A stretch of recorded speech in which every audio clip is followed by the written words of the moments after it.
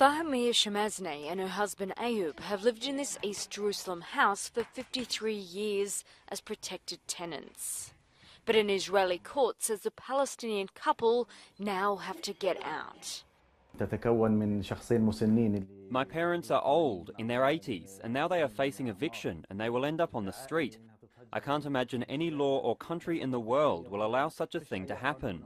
A Jewish family proved that in the 1940s they owned the land the Shamasneh house now stands on. Under a decades-old Israeli law, if Jews can prove that they lived in East Jerusalem before 1948, like here at the Shamasneh family home, then they can demand the property be returned and they receive the full ownership rights.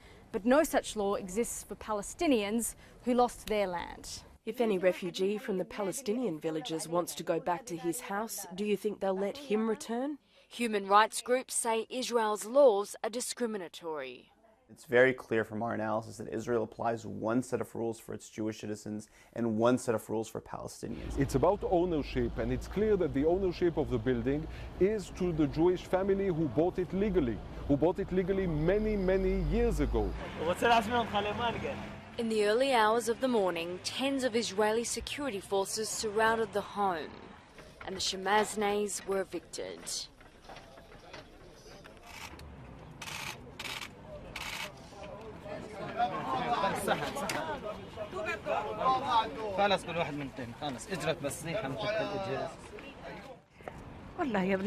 I don't know what to do now. I need to look for a new home. Israeli settlers moved in straight away. We hope that all the houses in this neighbourhood will return to Jewish hands with the help of the Israel Land Fund and God Almighty.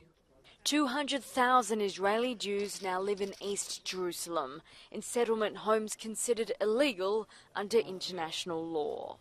Sophie McNeill, ABC News, Jerusalem.